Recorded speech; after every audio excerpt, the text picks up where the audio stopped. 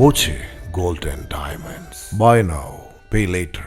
ഒറ്റപ്പാലം സഹകരണ urban bank Pathiripala ശാഖയിലെ ഉദ്യോഗസ്ഥനും കുടുംബാംഗങ്ങളും സുഹൃത്തുക്കളും ചേർന്ന് വിവിധ ഘട്ടങ്ങളിലായി പണയപ്പെടുത്തിയത് 145 പവൻ തൂക്കം വരുന്ന മുക്കുപണ്ടങ്ങളെന്ന് പോലീസിന്റെ റിമാൻഡ് റിപ്പോർട്ട്.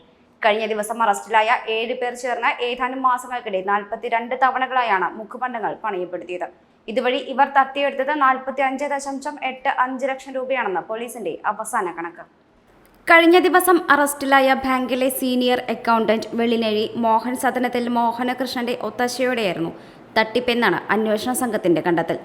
പോലീസിന്റെ പിടിയിലായ സഹോദരി പുത്രൻ തേങ്കുറിശി മഞ്ഞളൂർ ഇലമന്നം വാദിയത്ത് വിവേകാണ് തട്ടിപ്പിന്റെ മുഖ്യ സൂത്രധാരനെന്നും പോലീസ് കണ്ടെത്തി.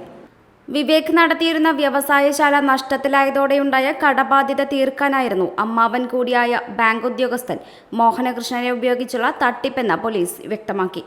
മോഹനകൃഷ്ണന്റെ സഹോദരിയും കുഴൽമന്ദം ബ്ലോക്ക് പഞ്ചായത്ത് അംഗവുമായ തേങ്കുറിശി മഞ്ഞളൂർ ഇലമന്നം വാദിയത്ത് ലക്ഷ്മി ദേവി ഇവരുടെ ഭർത്താവും CPM തേങ്കുറിശി ലോക്കൽ കമ്മിറ്റി അംഗവുമായ KV വാസുദേവൻ, മകൻ വിവേകിന്റെ ഭാര്യ ശരണ്യ മോഹൻ, സുഹൃത്തുക്കളായ കൊല്ലം അമ്പലനിരപ്പ് കൊച്ചുമുകളിൽ വീട്ടിൽ ഹരിലാൽ, തിരുവനന്തപുരം വട്ടവിള പത്മവിലാസം പുത്തൻ വീട്ടിൽ അരവിന്ദ് ത്യാഗരാജൻ എന്നിവരും കഴിഞ്ഞ ദിവസം അറസ്റ്റിലായിരുന്നു.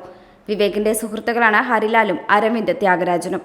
കഴിഞ്ഞ മാസം അവസാനം ബാങ്ക് ജീവനക്കാരുടെ പരിശോധനയിലാണ് തട്ടിപ്പ് കണ്ടെത്തിയത്. പിന്നാലെ മാനേജർ പരാതിയുമായി പോലീസിനെ സമീപിക്കുകയായിരുന്നു. ഇതോടെ മോഹനകൃഷ്ണൻ സസ്പെൻഷനിലുമായി. 20 ദിവസത്തിലേറെ നീണ്ട അന്വേഷണത്തിനൊടുവിലാണ് 7 പേരും കഴിഞ്ഞ ദിവസം പിടിയിലായത്.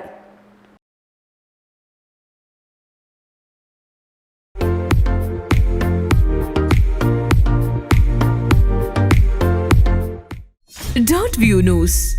കാഴ്ചകളാണ് ലോകം. കണ്ടു തുടങ്ങുക.